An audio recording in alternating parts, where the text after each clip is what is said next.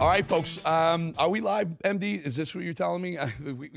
We came live. You've been watching President Trump talk about the crypto conference, and this is something he's been embracing for quite a long time.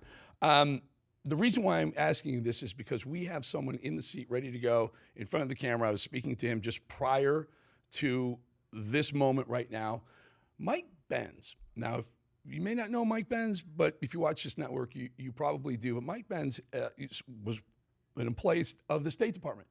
Mike Benz was exposing USAID corruption and misuse of funds for the better part of more than a decade, actually.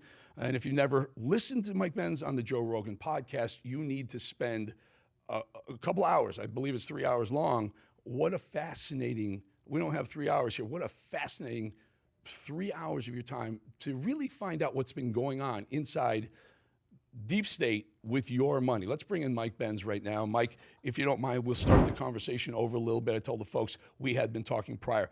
Please, let's just start from the beginning. Again, you've been exposing USAID since 2014, I believe, that you mentioned to Rogan. It's been fascinating. But to watch this unfold now, 11 years later, because Trump's elected, he brings in Elon Musk, Doge goes right after USAID. Why was Doge going after USAID as the first order of business? Well, nominally, it was because USAID was the most intransigent. They were the most defiant in terms of handing over their own papers, their own records, cooperating with the Doge audits. And I think that got the ears perked up from Doge of why is it that this one agency is being so secretive when we're getting cooperation from so many of the other agencies? Why were they, for example, in possession of troves of classified documents as a humanitarian aid organization? Why were senators like Joni Ernst, who were in charge of oversight at the Senate Foreign Relations Committee, being turned down when they tried to do oversight? They were actually threatened by the agency. And so I think that in combination with a lot of the literature that had been published on USAID corruption in the months previous, I had been banging the cowbell, so to speak, on USAID's role in internet censorship and coordinating advertiser boycotts and leading these global campaigns to pass censorship laws in order to target companies like X or Facebook or YouTube or forums like Reddit, all the way down. USAID had this massive information control apparatus in order to do soft power influence so that we could effectively control the information sphere in every country on God's green earth. And so I think combined with the malfeasance that was already in the minds of Doge and their defiance, things escalated quickly when it turned out just how much rot there was underneath the roots of the tree. We on the right have believed for a long time that conservative voices have been censored, especially on the social media level. I'm wondering now, because of what you're saying right here, was USAID, taxpayer-funded money go to USAID that was then used to do exactly what I'm suspecting it was used for, to turn around and assist these platforms in censoring the one side of the debate, the conservative side of the debate? Are we using taxpayer money, had they been, to censor conservative voices? Yes. In fact, billions of dollars were spent on this. There's entire government programs at USAID for coordinating social media censorship out of the Democracy, Rights, and Governance branch at USAID, which gets something like $3 billion a year to play with. And some great examples of this are Internews, which gets $500 million a year. The CEO of Internews has been going around calling for advertiser boycotts and the demonetization of alternative news websites and social media platforms who host them. Internews also runs global programs like Rooted in Trust and others that go around flagging disinformation to social media companies and pressuring them to take it down, pressuring the advertisers.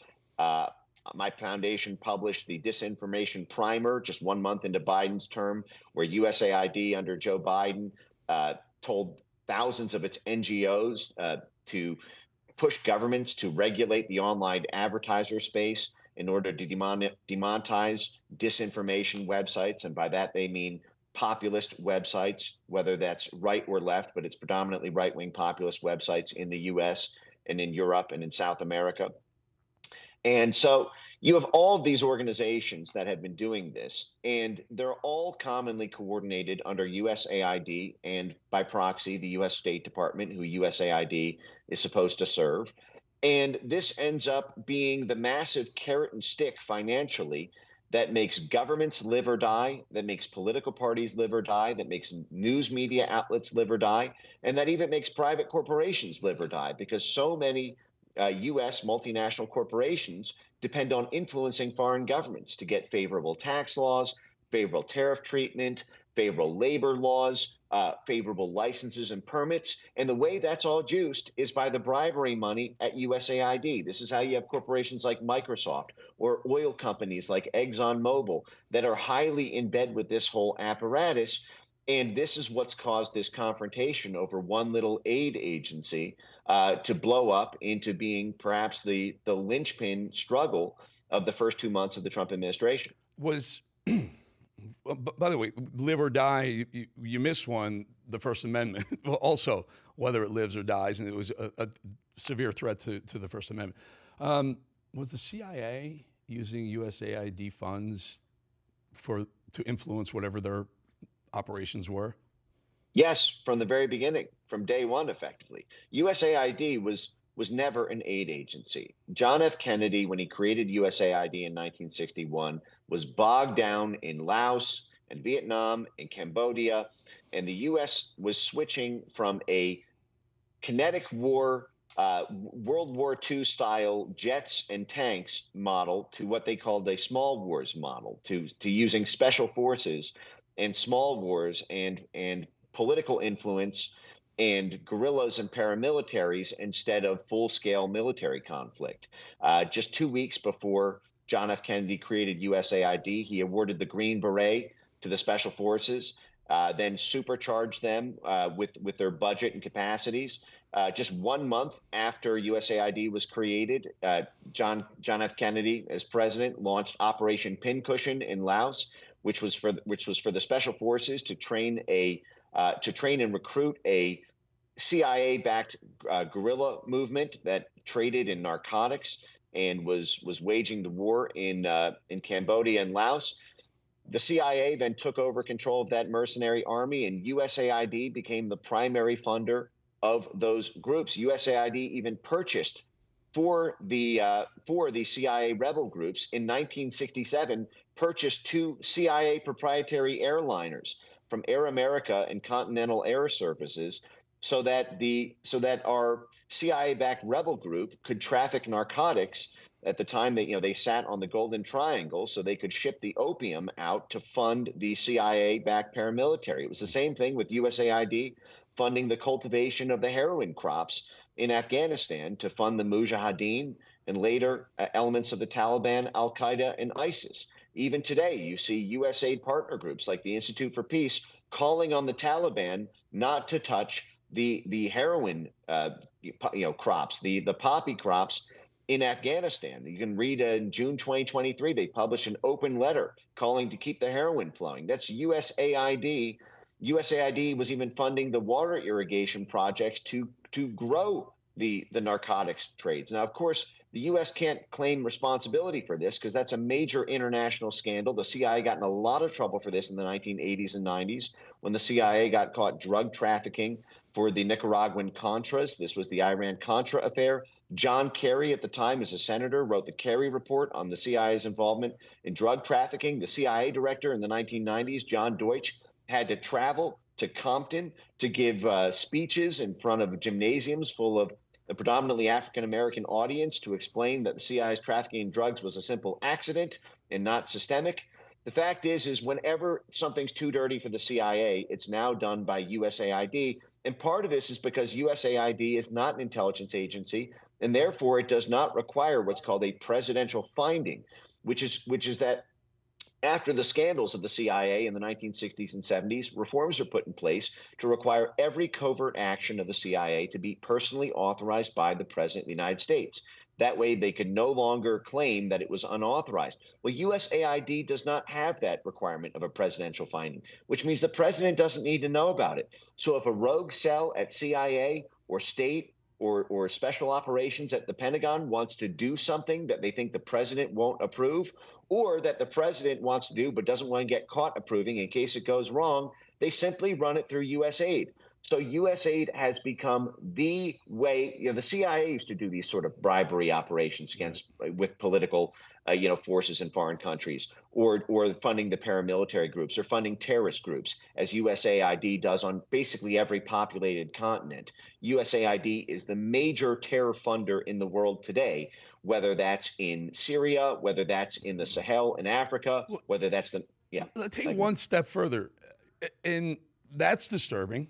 A rogue CIA cell could use the funding from USAID to do what they want for whatever nefarious reasons. Here's the next question. I'm afraid of your answer.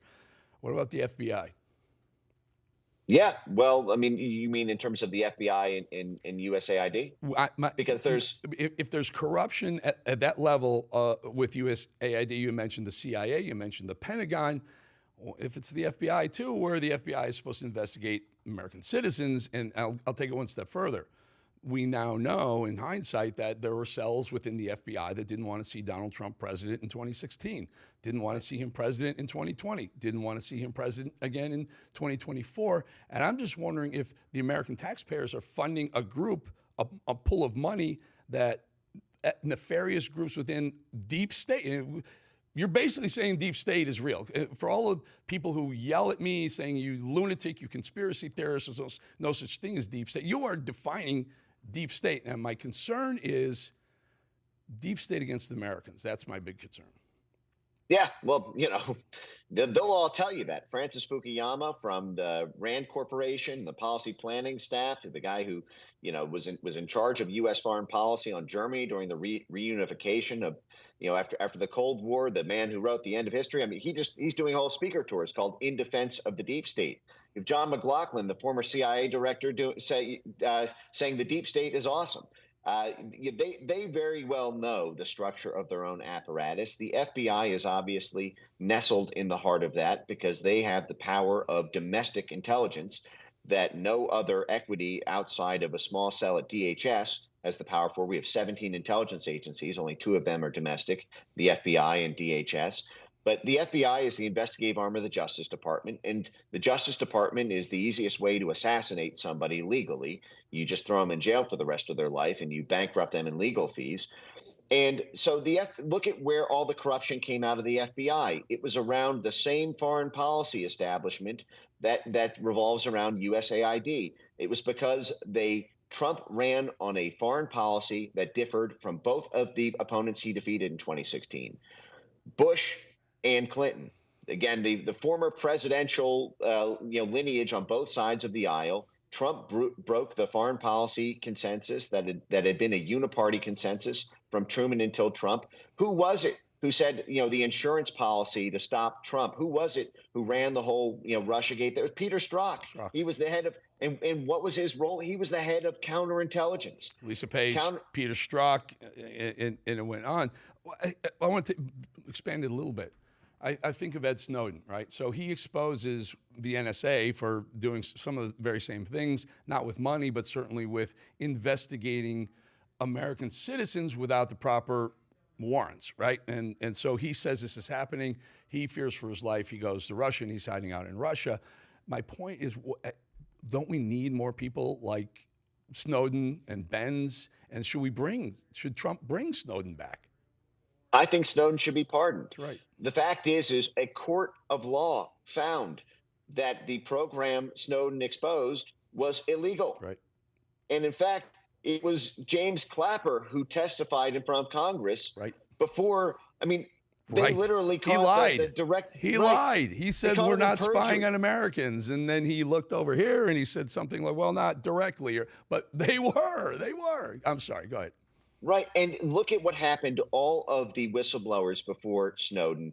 and what happened to them when they tried to blow the whistle on it. Everyone can watch a movie. I believe it's called A Good American. It's about Bill Binney, the NSA whistleblower who blew the whistle on General Michael V. Hayden, and the sort of origins of the PRISM program, the very sort of spy index that that gobbles up all the data in the world and creates this topographical network map so that everybody's fingerprints can be pulled even inside the United States. Every U.S. citizen's digital information and their credit card transactions, their banking details. I mean, basically where they are, their their geographic coordinates at any moment in time. And that when Bill Binney exposed that, the FBI raided his house, took all of his home electronics, took all his cell phones, put him through an absolute nightmare. The same thing was done to basically every whistleblower from inside the system who exposed this. Now, if Snowden had exposed that and it was a lawful program, then that's a totally different conversation. You obviously need to maintain control over highly classified systems, or else you end up jeopardizing U.S. national security. But when these national security agencies go rogue, and you have a court of law rule that those are illegal programs, and only because of the documents exposed by a whistleblower, that has to vindicate the whistleblower. And frankly, it would send a very powerful message to senior leadership at the NSA or CIA or FBI when they are abusing the classification system. You're making a great point. You mentioned Clapper, you mentioned Brennan, Hayden, and there's no recourse. They're pundits on MSNBC and CNN right now instead of being handcuffed in jail. Right. Right. And you would never know that unless Snowden had come along. And so I think this is part of the reform process. They put, Bobby Kennedy in, who was targeted by HHS, wrote The Real Anthony Fauci. Now he's running HHS. They put in Jay Bhattacharya at NIH, the guy who was targeted by NIH. Now he's running it. They put in Kash Patel, the guy who, was targeted by the FBI when he tried to be oversight of it during Trump 1.0. Now he's the head of FBI. This is a very Mike, and let me ask you this, and we do this. This show is very free flowing. This is not your typical cable show. We're cable, we're digital, and everything. But I'm just going to ask you right here, and we're live. Can you stay after we have a 2.5 minute break? Can you stay? Because I love this conversation, and I want to get into what your life was like knowing all this, where you're looking over your shoulder everywhere you went. If you can stay, if you can't, we'll sure. keep the list. Yeah. All right, let's go to break and come back with Mike Benz. We'll be right back.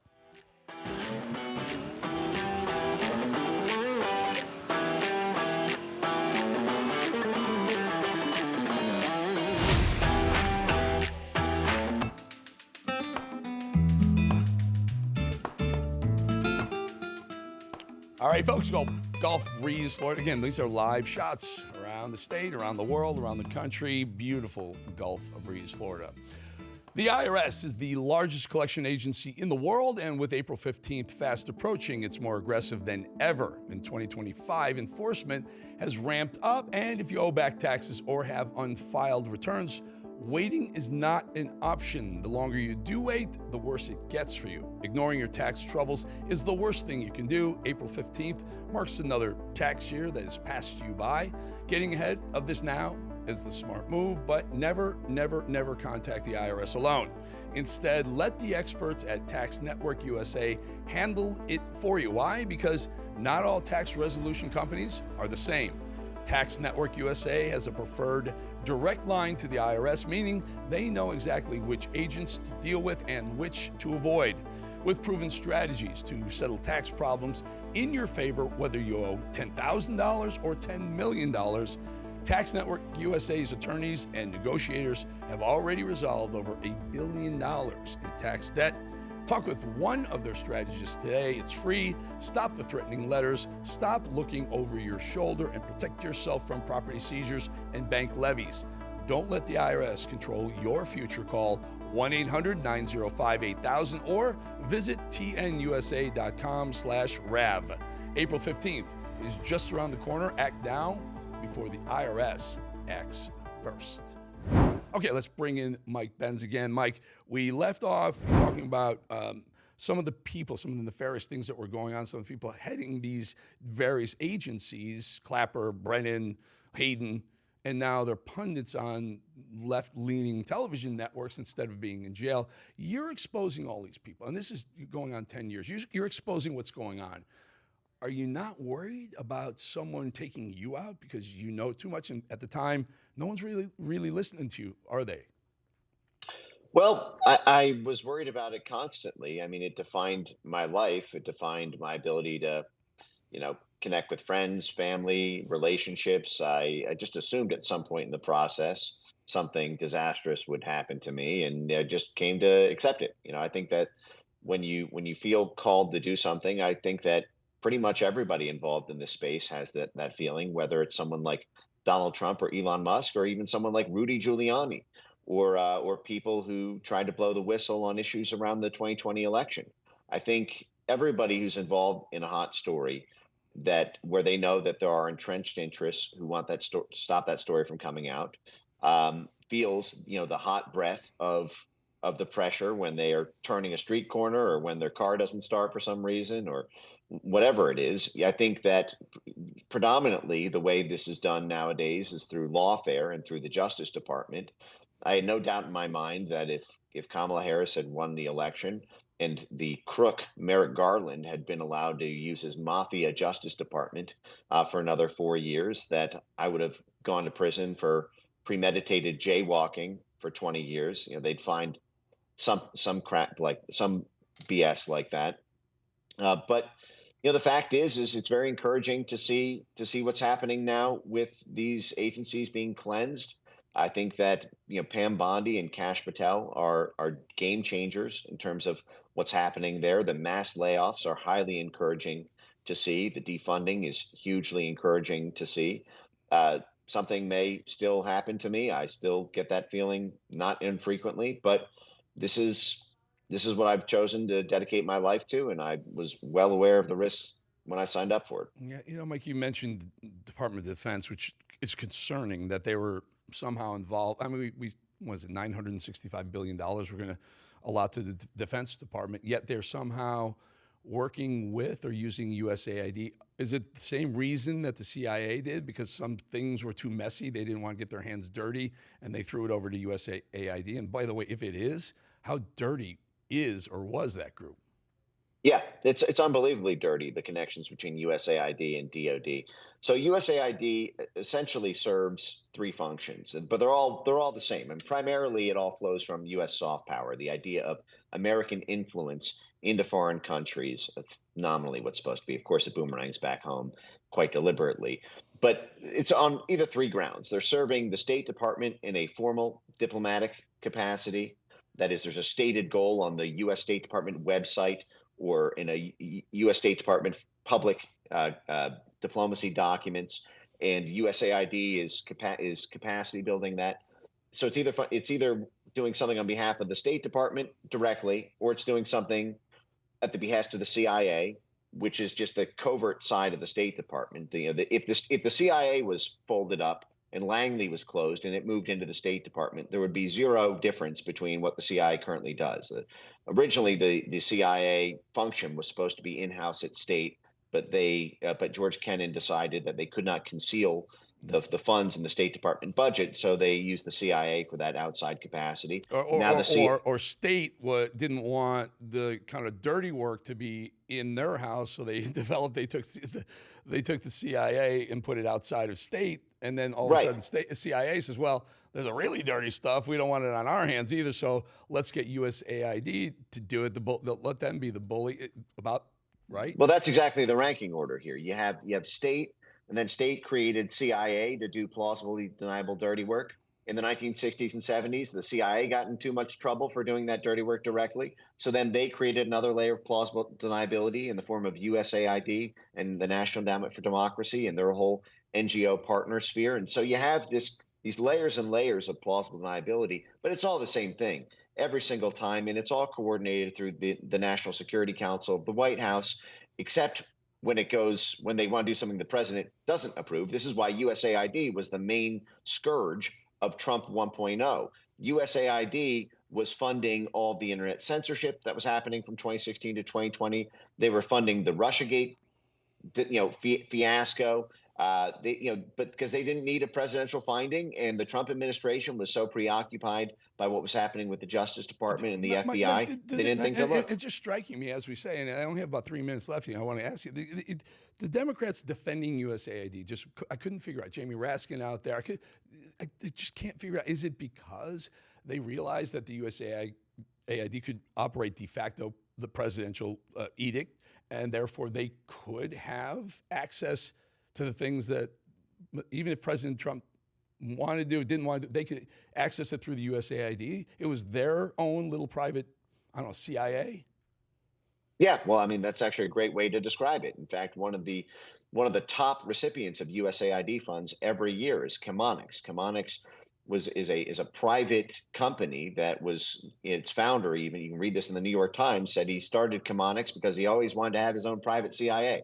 And that's I believe the number 2 recipient of all USAID grants every year for over a decade now. And so, but this is the function of it. But you have these Congress critters whose own political lives depend on both direct USAID funding to their donors and to their constituents, and to the multinational corporations who support them, but also to the actions of what USAID accomplishes when it regime changes a country, and when it creates these puppet dictatorships who turn over the natural resources or turn over the energy deals or the licenses to their own constituents. You see this, for example, with Jamie Raskin, whose district, I believe, receives an unbelievably disproportionate amount of USAID funding. You see this with Chris Murphy, the guy who is leading the charge against stopping USAID shutdown at the Senate. Chris Murphy bragged in 2014 about how the U.S. orchestrated the coup of the democratically elected Ukrainian government in 2014,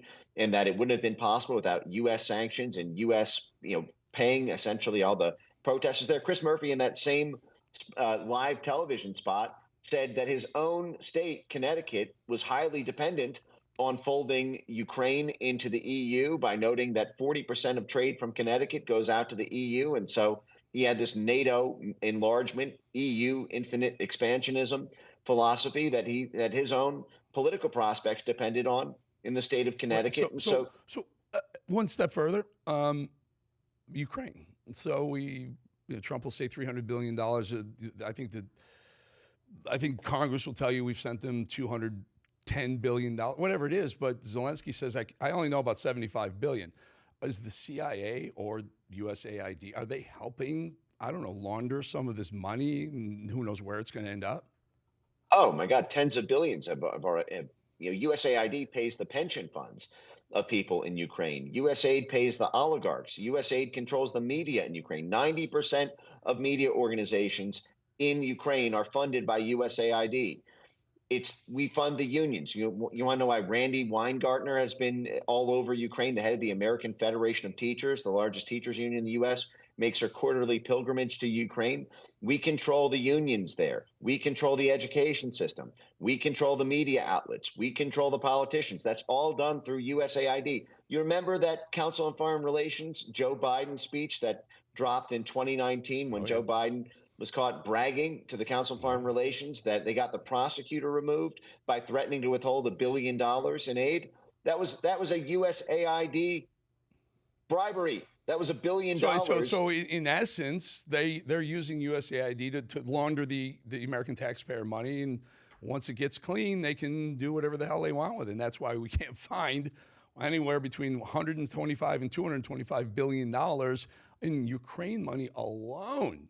It's a machine. I mean, wow, Mike Benz. Listen, I got to get you back here. I ran out of time, but we'll do this again, my friend. We'll do this again. I am so glad that you're not in Russia now, like sharing an apartment with Ed Snowden. I'm thrilled about that. Mike, appreciate your time. Thank you. Thanks so much. All right, folks, we will be right back.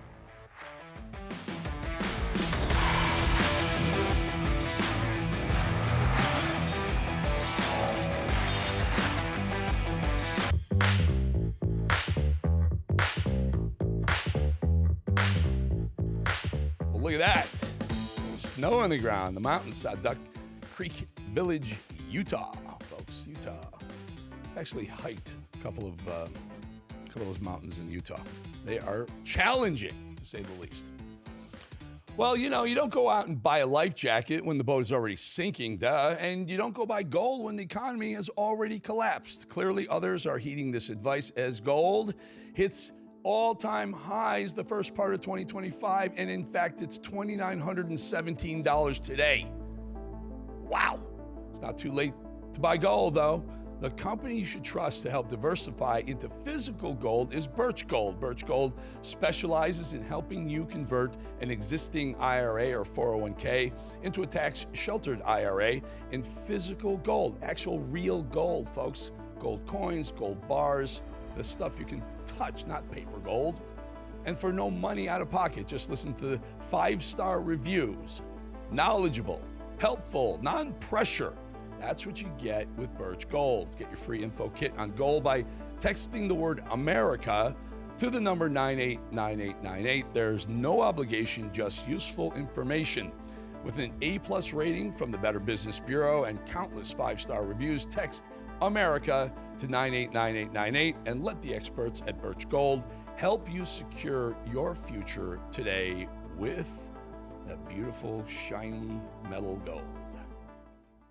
All right, folks, will the real Gavin Newsom please stand up? It's like you right now should come out and be like, you know what? The young man who's about to win the state championship in the long jump in female sports, right. that shouldn't happen. You as the governor should step out and say no. No, and I appreciate it. But like, would you do something like that? Would you say no men in female sports? Well, I think it's an issue of fairness. I completely agree with you on that. I get it. Already stumping for 2028, I see. Fairness in sports now, which Newsom is this, by the way. What exactly is it that you, Gavin Newsom, actually do stand for? We have never once had to consider who President Trump is and what he stands for, have we? No. He's never wavered from his policies and ideals. Since President Trump came down that golden escalator in 2015, we've always known who he is. Close the border, build a wall, Mexico will pay for it. Lower taxes, higher tariffs, other countries will pay off our deficit. No men in women's sports, no transgender surgeries for children. And by the way, Gavin Newsom was telling people to send their children to California to do transgender surgeries without their parents' knowledge. And now he's saying no.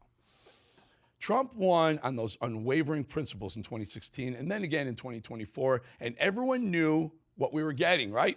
And that's precisely what he has delivered. And clearly, will continue to deliver. Kamala Harris changed her accent according to the room she was in.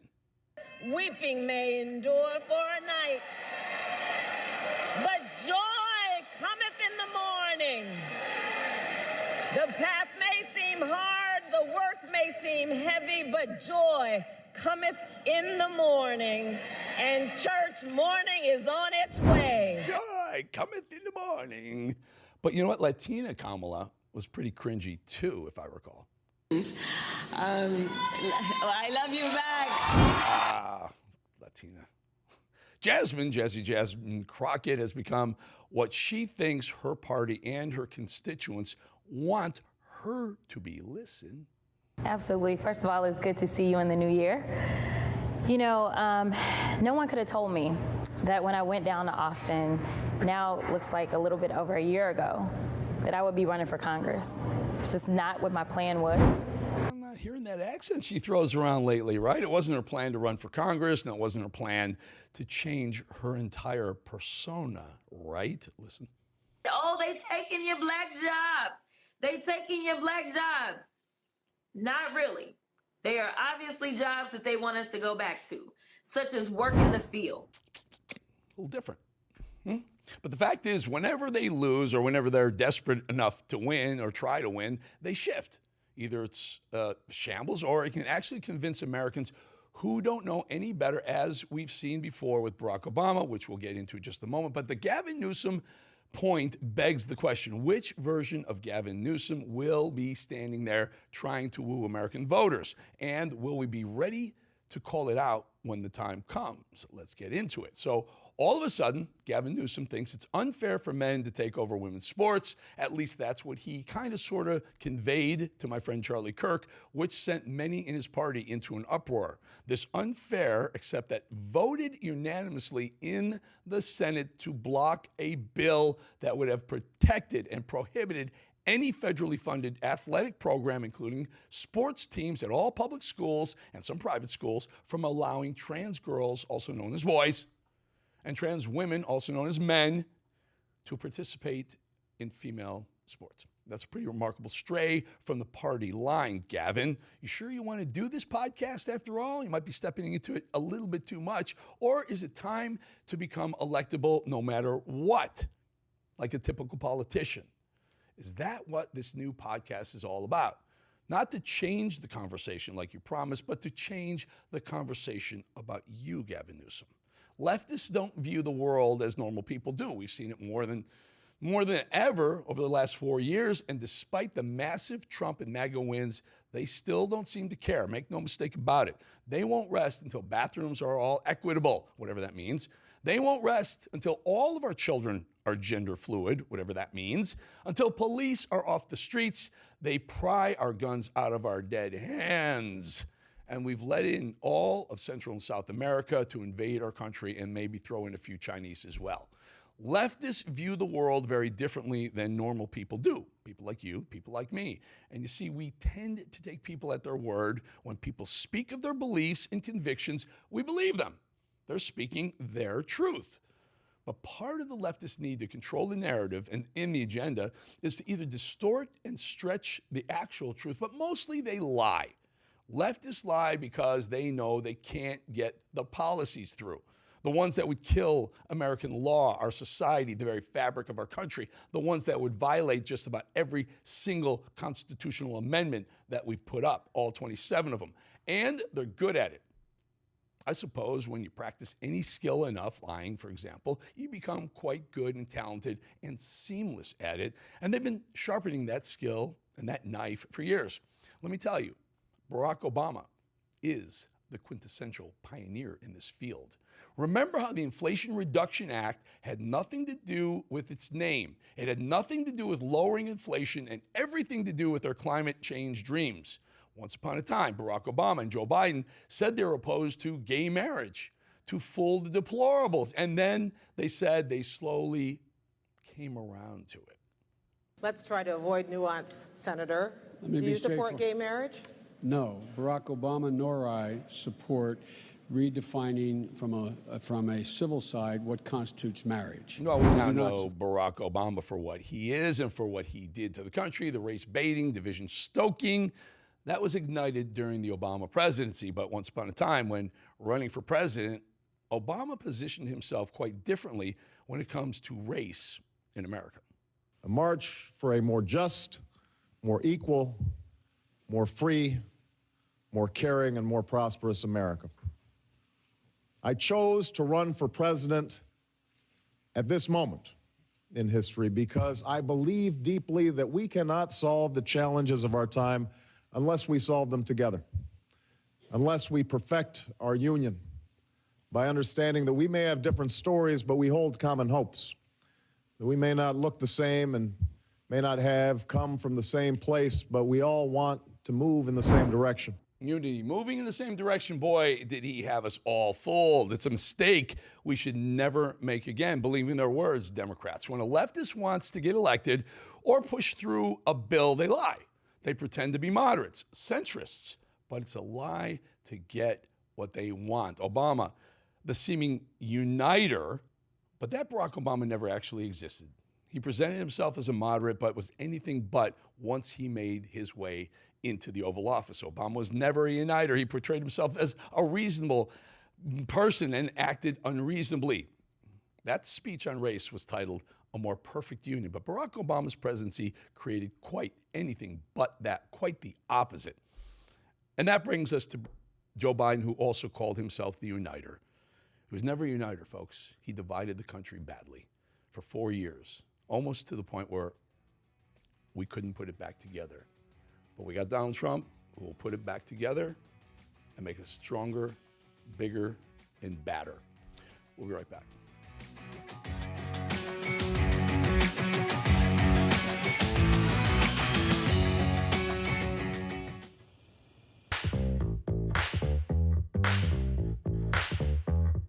Wow, look at that camera. That's a live cam, folks. A Statue of Liberty, that little island just off Manhattan in New York Harbor. Wonderful shot. Good job, MD. I love that shot right there. All right, folks, our own Brian Glenn was at the White House today and got a question to President Trump. Take a listen. This is how it went. Nice try, by the way. Thank you. Thank you. I like yours too. 2 questions. One on peace. Why don't you think any other European countries are offering a peace deal? It seems like no one's come to the table for peace except for you. Yeah. It's a very good question. Sometimes questions aren't answerable. They're in a very unusual position. They don't know how to end the war. I think I do know how to end the war. If this war never started, you could have made a great deal. I don't know that anything would have had to be given up. This was not a war that was going to start, Brian. And it didn't start. For 4 years, somebody said, well, how do we know that? Well, for 4 years, it didn't start. I used to speak to Vladimir about it. I used to speak to him about it at length. It was the apple of his eye, but there was no way he was going in. And he knew it, there were going to be consequences. The next thing he'll be talking about is Iran. What's going to happen with Iran? And there'll be some interesting days ahead. That's all I can tell you. We're at final moments. Can't let him have a nuclear weapon. I think that I would have had a deal within 1 month after the rigged election of 2020. They were all set to make a deal. And then when All right, let's bring in Steve Bannon. Steve, that was an interesting back and forth. And let me just throw this at you. You have to be very careful how I phrase this. A couple of days ago, I was asked to go to Moscow to interview Sergei Lavrov. It was kind of undercover. No one's supposed to know about it. I didn't go. I had a lot of things going on. I didn't go, and I took a rain check on it. And I took a rain check, and that interview was pushed back by 5 days, 1 day at a time, because the Iranian diplomatic contingency went and is meeting right now with Sergei Lavrov and likely with Putin. What could possibly be going on in Moscow right now with the top diplomat and maybe Putin and the Iranian people? What are the Iranian diplomats? What are they talking about? Well, first off, a couple things. Number one, Brian Glenn, right there, another great question. I mean, this guy's a pro's pro. Trump broke 4 stories right there. This is what I love about these press avails. There were four or five bombshells right there, number one. Number two, we're getting you on a plane tonight. Get Rob Sig on the phone. You're going. What do you mean you're not going? You got to go. Sergio Lavrov, I'll tell you exactly why I didn't go. I'll tell you exactly why I didn't tonight. go. This is the honest God truth. They called me and they said, "Can you get on a plane on Tuesday?" I was going to the White House for the address to the Congress, and I swear on my life, my passport had expired 3 days prior. 3 days prior, and it was already gone. It was like it was going to sad. Yeah. Anyway, I thought I was going to miss the interview, so I let him go, and it's pushed back. So I don't know. Maybe I do go next week. We'll see. But anyway, I apologize. No, you have to get. No, you have to go. I'm talking to Sig after the show. You're going. But here's the key point. The team in Saudi, led by Witkoff, had been working through Saudi Arabia, Russians, and Americans meeting. There was a story in Bloomberg a couple of days ago that the Russians had said, we will intercede with the Persians to have direct diplomatic talks with the Americans about this issue and do everything possible to make sure there's a diplomatic solution. President Trump, once again, he's already given the Muslim Brotherhood Hamas franchisee, I think till noon tomorrow, to turn over the dead or the alive hostages. And he says, oh, hell's going to break loose. On the Persians, he said the same thing, that what do you say? We're going to live in the next couple of weeks are going to be interesting. There's a Chinese curse, may live in interesting times. President Trump's very serious, but no, it makes total sense. The Persians are owned by the CCP and the KGB, and that's why the mullahs are there. Can I be optimistic? That President Trump's doing. Can I be optimistic and maybe Putin saying, "Hey, Iran, settle down, simmer down over there. We're going to create a deal, and you'll just take yourself out of this picture so that Trump can negotiate a peace deal with Ukraine and Russia, and everyone's kind of happy as long as Iran doesn't screw the whole thing up, maybe." 100%. I think it's part of I think it's a global settlement. That's why the rapprochement with Russia is everything. Ukraine falls out of that. The Persians fall out of that. The CCP backs off. This is why this is changing the course of the 21st century, and only Trump can do it. Only Trump can do it. All right, brother. I'm gonna toss it to you. I stole a couple of your seconds the last couple of days. I'm gonna give you a couple of mine. No. We're gonna listen. Somebody's going to escort you over. You got to get we have services that can get your passport. You're a player, Bolling. You're not a grundoon. We got services that'll get you an updated passport. You're getting on the plane. You got an interview with Sergei Lavrov, and you got, come on. That's honest God truth. Get on the plane. I'll talk to the SIGs. I'll talk to the SIGs about bumping you to business. True Okay? story. We'll use some air miles. 1,000,000% true story. I hope I didn't get anyone in trouble by exposing it on air, but we'll talk another time. Steve, I'll speak to you over the weekend. Have a great weekend, you guys. And you too, folks, the Bolling crew.